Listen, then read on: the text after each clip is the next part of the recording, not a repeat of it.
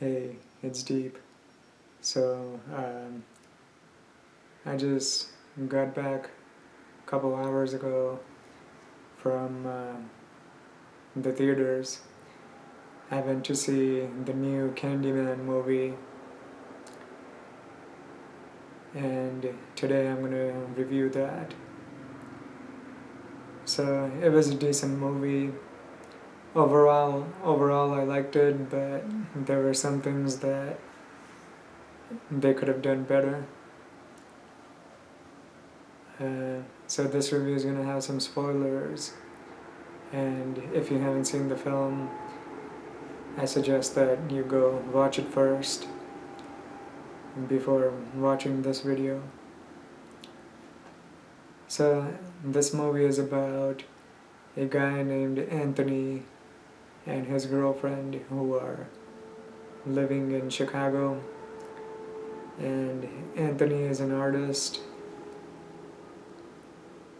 and I think his girlfriend was also an artist, if I'm not mistaken. Yeah, I already forgot. But anyway, he's an artist and he hears about the story of Candyman from his girlfriend's friends, who are like a gay couple, an interracial gay couple. One day when they're visiting at their home, and they're drinking, and then he tells him the story. Although the story that this guy tells is different from the original Candyman story. And so that causes Anthony to be interested in Candyman, and so he goes out to the area which is called Cabrini Green, which was where Candyman originally attacked Helen. And he takes some pictures and stuff like that. And eventually he also ends up saying Candyman in front of the mirror 5 times.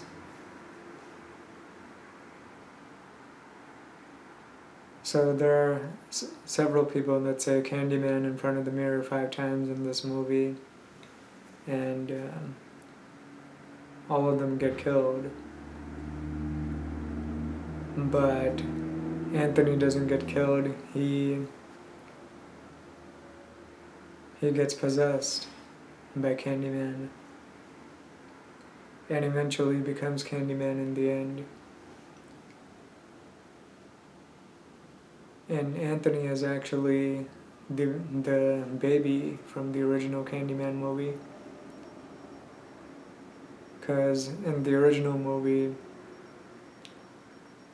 his mother was also living in Cabrini Green, and Helen visited them to investigate the story.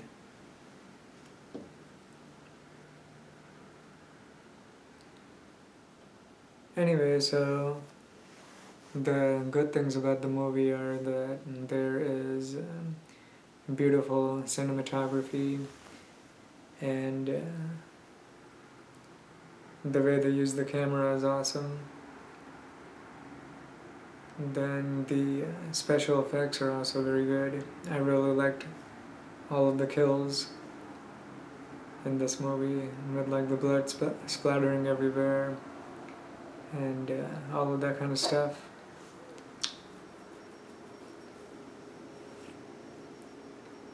So in this movie, the Candyman that kills people is actually also a black man who was killed by cops.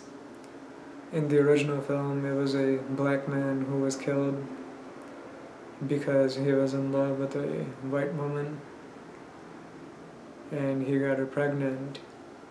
But in this movie, it was just some random black man who had a hook, and he was living in the Cabrini Green prospects of Chicago. a young black boy goes into one of the buildings, and this dude pops out of a hole in the wall, and he offers him candy, and the young black boy gets scared and he yells. The police are right outside the building, so they come in and beat the guy to death. So the movie does have some aspects of police brutality in it,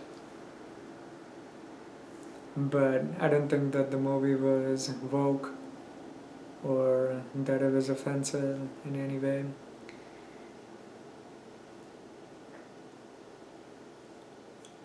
Because I am aware that sometimes police brutality does occur, so that's why it wouldn't really be woke for me. And I don't really think that they were trying to imply that all white people are bad or anything like that.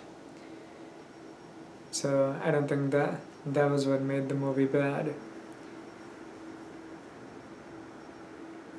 What made the movie have its flaws is that I don't really like the concept of Anthony getting possessed by Candyman's previous spirit.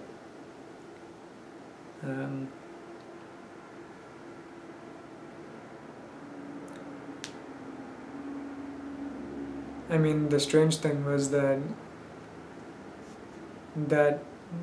black gentleman who got killed by the cops, he appears to Anthony in the mirrors, and he can only be seen in the mirrors.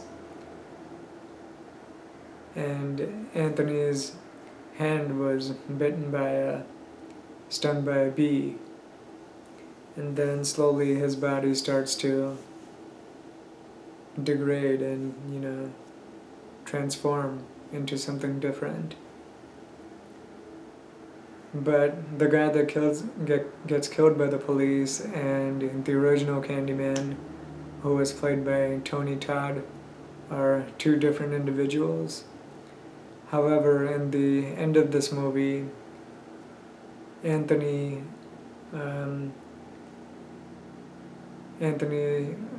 appears to transform into Tony Todd's character and not the other gentleman that was killed by the police.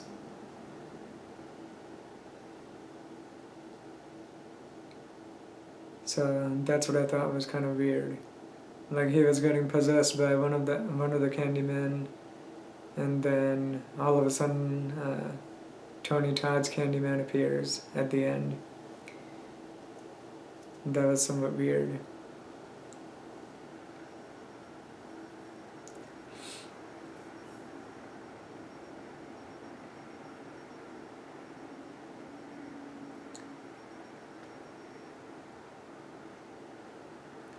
So I think that whole possession thing was weird, and I also thought it was strange that Anthony said Candyman 5 times in front of the mirror, but Candyman doesn't attack him.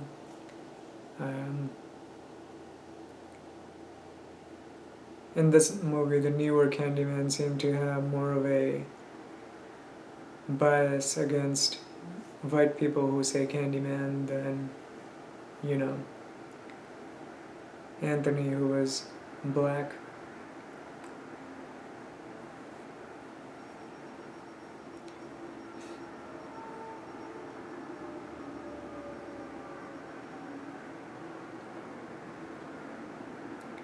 I think the movie should have been a little bit longer with some more kill scenes, and there should have been like more stalking from Candyman, like the way that Michael Myers does it. So it's like if a person says Candyman 5 times, then they would get stalked by Candyman for a while before he actually kills them. That would make the movie a lot more fun.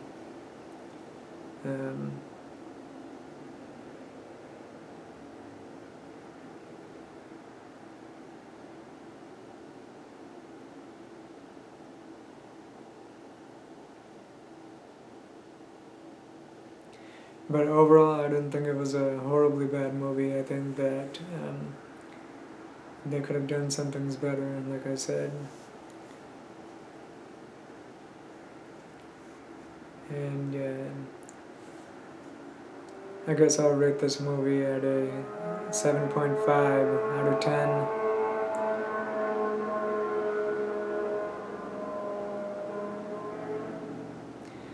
Alright guys, I'll see you later. Bye.